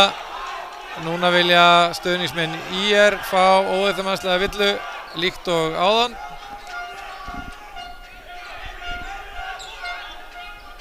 Hvað finnst þér í þessu tilviki, Benedikt? Var hann ekki bara fyrir framan að varnarmaðurinn? Ég sá þetta ekki nægilega vel, Það eru tilfinningar Já. á pöllunum. Þetta er rétt. Núna finnst mér nú að Fjölnismenn verði aðeins að lesa betur í hann Teit. Þetta er sennilegast í 11. skipti sem að Teitur sækir á vinstri hendina í þessu leik. Já, og með sama árangur í hvert einasta skipti. 11. víti sem hann er að fá í þessum leik. En heimsóknin og vítalínna hjá Teiti og hann er mjög skotviss núna. Karl Ísak er kominn aftur og vill á skiptingu. Hann er búinn að hann er búinn að binda vinstri úlið. Líklegast hefur hann bara blætt hjá honum. Dómarinn hefur beðið hann að skipta. Þú þurfti að fara henni klefa og ná í teip. Já. Þarna hefur við viljað að Sófus Máni væri með teiprúli í vasanum á bekknum hjá Fjölni. Brynjar Kári sækir sterkt á Friðrik Leó. Það var enginn sem að köttaði inn og Nei. Stefán klárar ekki þetta skot. Sterkur nær boltanum aftur. Hann er mikill íþróttamaður. enn eitt sóknarfrákastið og unnum aftur honum 12 stig.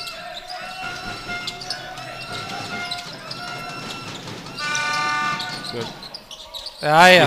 Haldið onni. Hún að gruna mig að fætundar á Guðmundi Árni hafi svolítið svikið þegar vorum í skotið. Hann notaði bara handleggina til þess að kasta þessum með játtan á körfunni.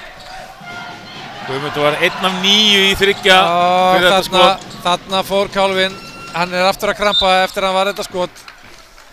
Já, ég er ekki viss hann geti haldið áfram svona. En við verðum að gefa hann kredit fyrir. Hann er allavega búinn að vera að hitta betur með hann að krampa.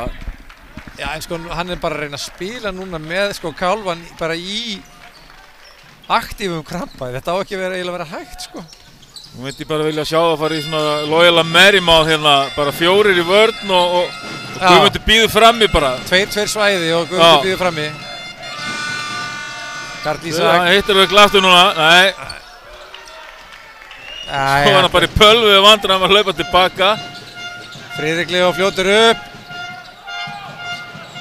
Skilar þessu niður. Erfitt að eiga við þetta, kemur ekki aldrei með boltan niður. Góð grunnþjálfun þar á ferðinni, 11 stiga munur, 4 mínútur eftir. Teitur hérna, ekkert að hleypa honum fram hjá sér. Já, núna er það Hilmir, hann lætur reyna á Teit núna. Nú eru bara komnir í einhver svona 1 og 1 nóð. Brynjar, styrkurinn í þessu dreng, 9 stiga leikur, 78-69. Íringar róa sig aðeins niður núna kannski allt í lagi að taka aðeins sekundar á klukkunni. Nei, Aron upp í þrist. Bara undir skrínið og þá setur hann bara einn spjaldið onni. Kallaði hann ekki örgla spjaldið? Þannig að það er búið að jafna út þennan þrist þarna frá Guðmundi. Karl Ísak, hann vill svara, gengur ekki upp. 81-69. Nú renna öll vötn í 109 Reykjavík. Í skóarselið. Skrifar hann en sleppur. Stefán finnur Ísak Leó, Aron aftur. Annar. Friðrik Leó með frákast. Hann er að fara illa með það hérna í frákastunum. Hérna skrifa hann, vantar aðeins upp á fótavinnuna. Líka aðeins var að draga á honum. Karl Ísak gerði vel í því að flækjast fyrir honum þarna.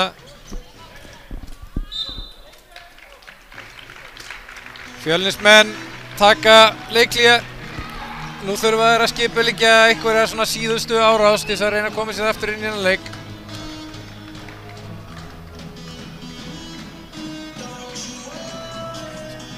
En ef að þessi sigur vinst af ÍR-ingum þá erum við að horfa hérna á 23 frákastamun milli liðanna tveggja. ÍR-ingarnir eru hreinlega bara búin að vinna svolítið vel í Fjölnismönnum með þessari breidd og með þessum líkamlegu burðum sem þeir hafa. Já, þeir hafa nýtt á yfirburði vel. Og það er örugglega ekkert grín fyrir þessa stærri leikmenn hjá Fjölni sem eru nú ekki margir að þurfa að eiga við þessa hávaxnu íþróttamenn hjá ÍR í gegnum heilan leik og mögulega ekki vera með svona einhverja leikmenn á bekknum sem geta leyft sér aðeins að hvílast svona inn á milli. Ég 20 sóknarfrákast gegn 4 frá Fjölni. Það er leikurinn. Já, það er held ég óhætt að segja. Og kannski líka sú staðreynd að varnarlega þegar að Fjölnir hefur þurft að stilla upp þá hefur verið erfitt fyrir það að ná góðum skotum. Þeir eru að nýta krafta Friðrikslegu og mjög vel varnarlega ÍR-ingar. Það er gott að vera með svona baktryggingu á bakvið sig. Já. Brynjar Kári finnur Hilmi fyrirgefi. Jæja, gestlega skot hjá Brynjar Kára, það gengur ekki. ÍR-inga frákasta. Óskar Víkingur. Svona svolítið laus á skrefunum þarna. Nú liggum við ekkert á. Nei, Aron stillir upp. Það er bara að taka langa sókn. Aron veit sem er að Guðmundur Aron hann er slæmur í fætinum, hann vill fara einn á einn þarna. Góð sending. Hræðileg sending síðan. Þetta var góð leikstjórn hjá Aron Orra. Já, klálega. Brynjar reynir hvað hann getur, hann er farin að spila miðherja hérna. Já, þarna sjáum við bakur, gefa boltahindunum fyrir framherja og rúlla síðan. Þarna vinnur Brynjar Kári boltan. Þetta endar að þriggjastaskoti hjá Guðmundi Aron. Það er smá vona glæta en þeir verða að fá stopp og þeir verða að fara hraðaflum. Aron núna á móti Karl Ísaki. Finnur Ísak Leo, Óskar sækir. Þeir eru ekki að ná neinum góðum færum.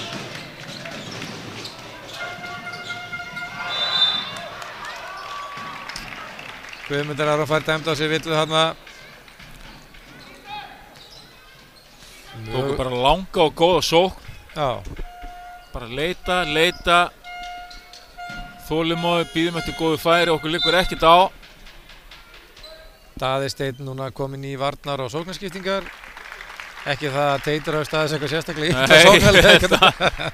Hann ætti bara að vera inn á bæði vörn og sókn. Búin að vera frábær á báðum endum vallarins. 30 í framlag. Og Óskar setur niður vítin. Þetta er því miður og kannski sérstaklega látbragði Fjölnismanna. Bikarinn er á leiðinni í Skógarselið, sýnist mér. 10 stiga leikur, Fjölnismenn sækja hratt, Brynjar Kári vill láta eitthvað gerast. Villa dæmt. Já, ég hafði eina villu til að gefa, þannig að bara fín villa. Nei, hann gefur 2 skot, hann sé búinn að taka hann upp. Þannig að þetta eru 2 skot, þá er þetta ekki fín villa. Já, það er svona spurning hvort hann hafi verið búinn að ná hérna stjórna boltanum hana.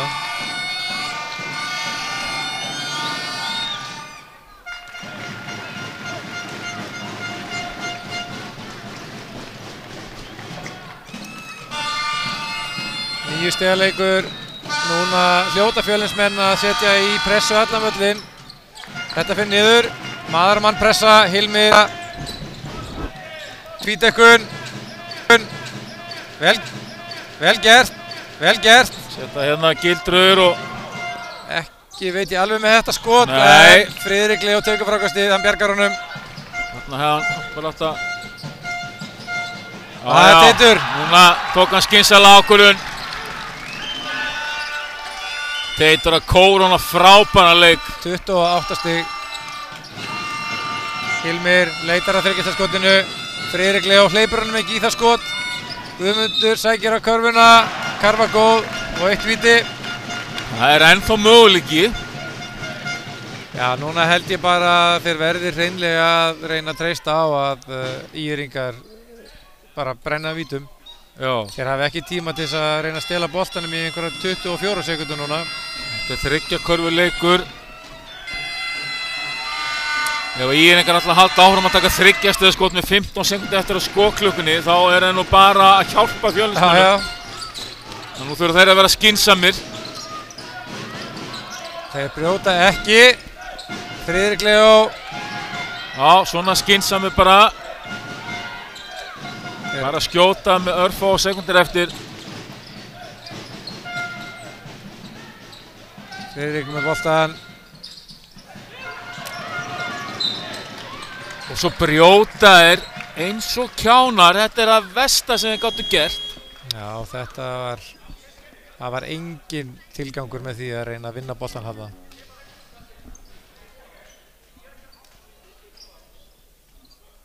Var þetta 4. á Teit? 4. á Teit. Fjölnismenn eiga möguleika á að minnka þetta í 5 stig. Brynjar Kári gerir engin mistök. Erum við að fara að vera að vitna einhverju kraftaverki hérna, Benedikt? Annað eins hefur gerst í höllinni. Já, 5 stiga leikur, Fjölnismenn pressa. Óskar tekur boltan inn. Þetta eru 2 körfur. Núna myndi ég kannski skoða hreinlega að brjóta. Þeir ætla ekki að brjóta. Teitur með boltan. Þeir verða eiginlega að brjóta. Friðrik Leó. Þá skref dæmt. Ok, við skulum ekki staldra við það. Fjölnir með boltan núna 90 sekúndur eftir. Nú er það að fá snögga körfu, helst rist og brjóta síðan. Þá er þetta bara möguleiki. Það verður einhver að vilja skjóta þessu. Frábær vörn. Þeir brjóti 3 stiga skoti. Friðrik Leó fær dæmda á sig villu. Hans önnur villa. Við erum með 3 vítaskot. Þetta er bara orðin möguleiki hjá Fjölni. Þeir eru að láta okkur líta kjánalega út. Við vorum líka búinir að krýna ÍR-inga hérna rétt áðan. Þú varst búin að tala bara byggir að vera komin í Skógaselið. Já. En hérna, þetta er ekki búið. Karl Ísak minnka munin í 4 stig. 2 vondar villir hjá ÍR-ingum hérna núna.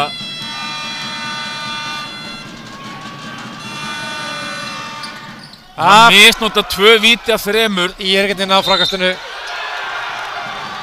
Og Gunnlaugur Brím dæmir hérna óþarfamæslega villu. Þetta var ansi stórt. Þeir voru nefnilega alls ekki langt frá því að ná frákastinu, Fjölnismenn.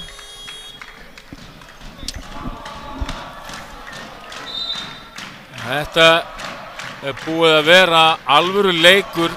Frábær leikur og góð bara auglýsing fyrir okkar elstu yngarflokka hérna. Þetta eru 2 alvöru körfuboltalið sem eru að mætast hér og eru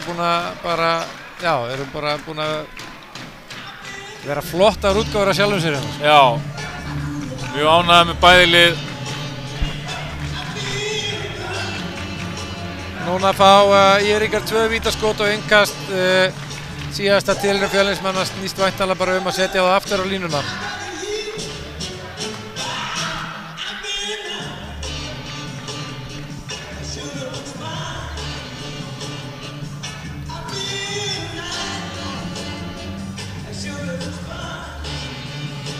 Þessi bikarmeistaratitil, flott fjöður í hatt ÍR-inga og strákarna og náttúrulega Daða Steins.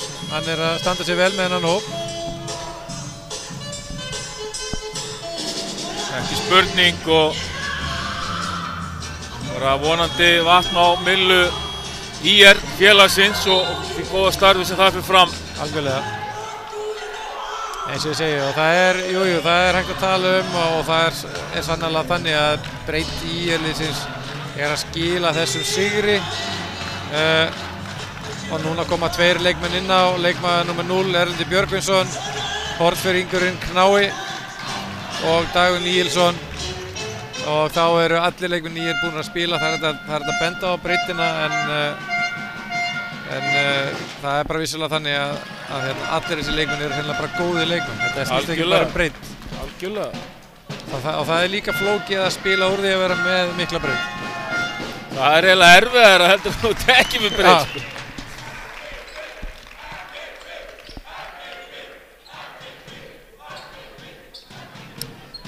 Nú er verið að reyna að hafa áhrif á kosningu leikmanns leiksins.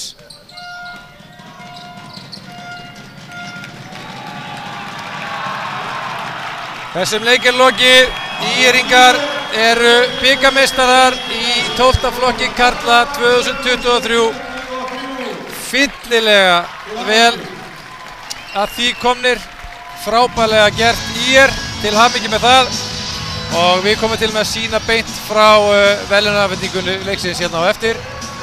Benedikt, hvað vilt þú segja núna þegar þessum leik er lokið? Þetta var bara vel svona farið inn í þetta verkefni hjá ÍR-ingum og hjá Daðastein. Já, ég er bara virkilega ánægður með þennan leik.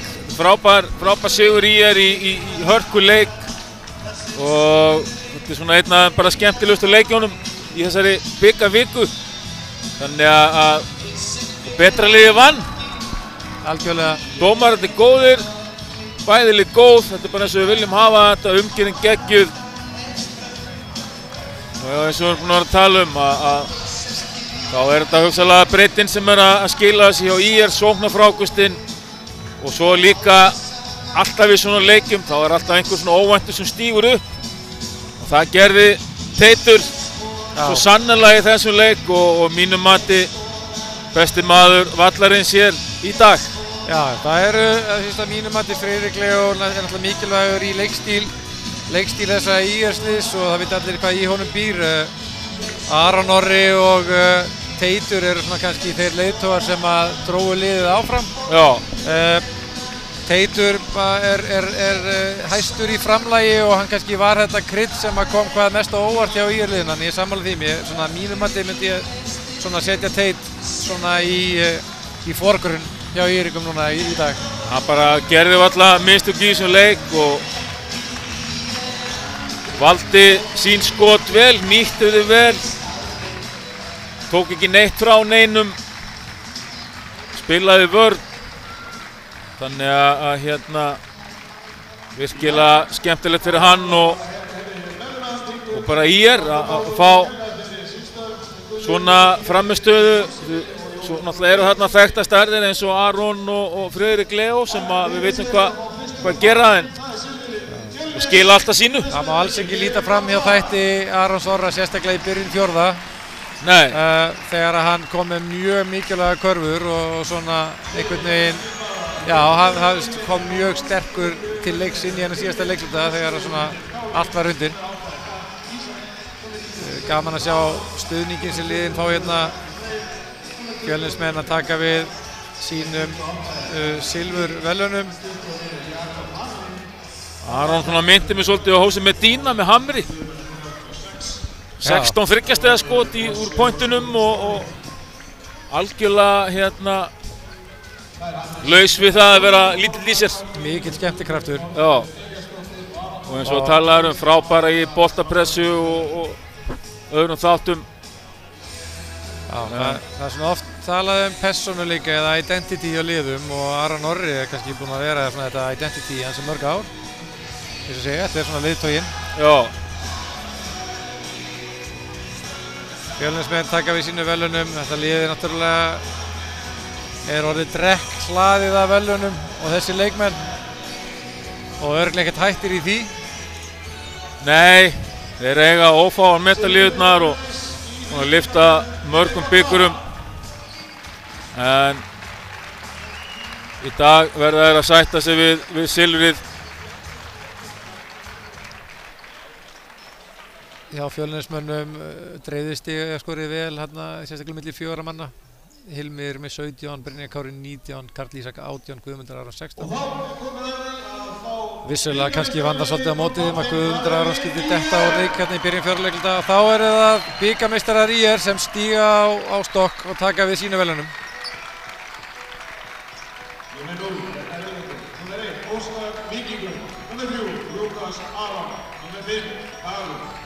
Þetta eru vel skipulagðir strákar, þeir koma hérna upp í réttri númerunum. Já. Þetta er vel gert. Í liði Írringa er Teitur Sólmundsfjörgið með 28 stig, Aron Orri 27 stig. Friðrik Leó með 11, það er kannski hærri toppar í stigaskólanum þarna en það voru allir að leggja í púki sem komið inn á. Sérstaklega varnarlega.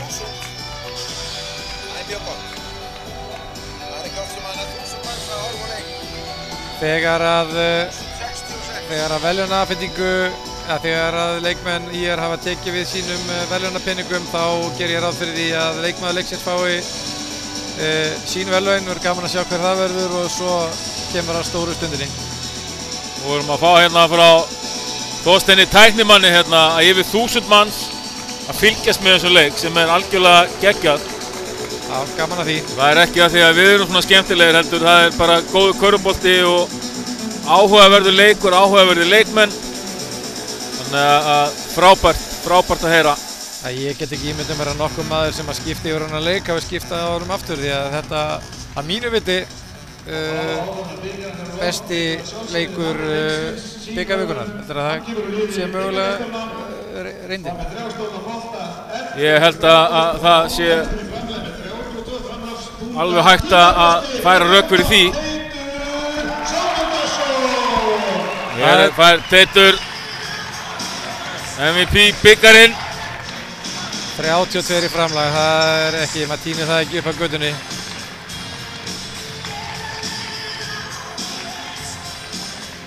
Algjörlega bara magnað, bara frá upphafi til enda einhvern veginn. Já. Við vorum byrjaðir að prósónum bara strax á uppáhaldsmínútum og hélt þetta bara áfram. Þá er það fyrirliðar IR, Aron Orri og Óskar sem að lyfta upp bikarnum. Glæsilegt til hamingju Írringar, bikarmeistari tóttaflokki 2023. Þetta er nú